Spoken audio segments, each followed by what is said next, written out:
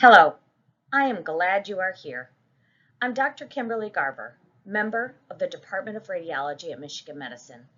I am here on behalf of my wonderful colleagues, Dr. Catherine Maturin, an outstanding leader in our department as well as in the field of radiology, and Dr. Amy Young from the Ross Business School and Center for Positive Organizations at the University of Michigan. We were fortunate to have 3 undergraduate students assist us in this project, which was funded by a grant from the Michigan Wellness Office. This is a series of 16 short 10-minute modules based on the seminal book by Dr. Kim Cameron entitled Positively Energizing Leadership.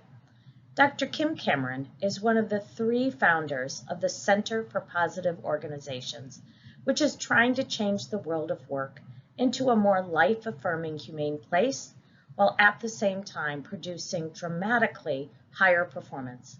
We have one introductory module that shares the principles of what positive, energizing leadership is and what it can do. The next 15 modules discuss one leadership attribute that was found across many different industries to be empirically validated to improve workplace well-being and performance. The great news is that each of these attributes and behaviors are easily accessible, can be learned, free, and require no additional staff or resources. Today, we will be discussing the second attribute, the twin superpowers of gratitude and humility. The positively energizing leader looks for and acknowledges the good in others. They acknowledge the achievements of others and show their appreciation. This is in contrast to de-energizing leaders who either don't see or brush over the work that others do to contribute to their teams. Positively energizing leaders value humility over pride and recognize that they don't know everything and that they are human. They are confident in their own merits and raise others in the process. This differs from the de-energizing leader who is arrogant or even self-deprecating. They only focus on the downfalls of themselves and others. Let's start with some important definitions. Gratitude is about focusing on what's good in our lives and being thankful for the things we have. While thankfulness is an emotion, gratitude is an attitude of appreciation under any circumstances. Humility is the ability to see yourself and others accurately and to know you don't have all the answers. Humble people are open to continuous learning and feedback. These are just some of the many benefits for both individuals and organizations that practice more gratitude in their lives and organizations. For more detailed information, see references in the book at the bottom of the slide by Dr. Kim Cameron. For self, gratitude improves attention, alertness, energy, and cognition. It also improves health and longevity and immunity, as well as improving mental health, especially depression and anxiety.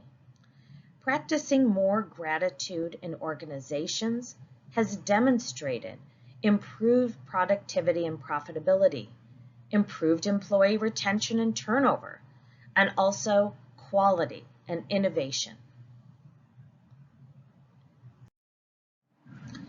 Edgar Schein is really the grandfather of organizational science and the study of culture.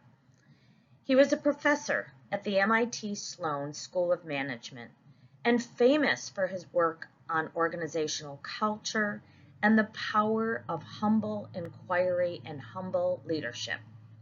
He describes the essence of his books in this short 4-minute video by explaining why humility is the key to the future of leadership in our increasingly complex work environments. And this is particularly true in medicine, and he specifically addresses the surgical team in this video. I highly encourage you to watch this. These famous leaders are extraordinary examples of people who had incredible impact, but led with curiosity and humility rather than through dominance and intimidation. This includes Nelson Mandela, Mother Teresa, Gandhi, and even Albert Einstein. Here are some practical tips and tricks to help us practice more humility. Apologize for your mistakes sincerely and explain how you're going to fix them. Publicly acknowledge your own failings to model to others that you are human. Humble inquiry. Ask more questions than you tell. And remember, you have 2 ears and 1 mouth. You do the math. And when you're tempted to get angry, get curious rather than furious. Here are some additional practical tips and tricks to help us practice more gratitude in our lives. Keep a gratitude journal nightly. 3 good things is a famous study that shows this has a long-lasting effect on well-being. There are even apps that you can carry on your phone to do this. Send 1 handwritten thank you note a day to someone. Start with gratitude at the beginning of your meetings and in all your huddles. Build a gratitude wall with Post-it notes or a gratitude window with erasable markers in your work setting. And include sincere and specific notes of gratitude in most all of your communications. If you have time, break into small groups to discuss these questions over the next 15 to 20 minutes. Small groups are best kept at 4 to 6 people maximum. Please assign 1 person in the group to report insights learned from the small group back to the larger group when we return. What did you learn that resonated with you? What did you learn that challenged or surprised you? What suggestion will you implement for yourself? And what suggestion will you implement in your work setting with others? What else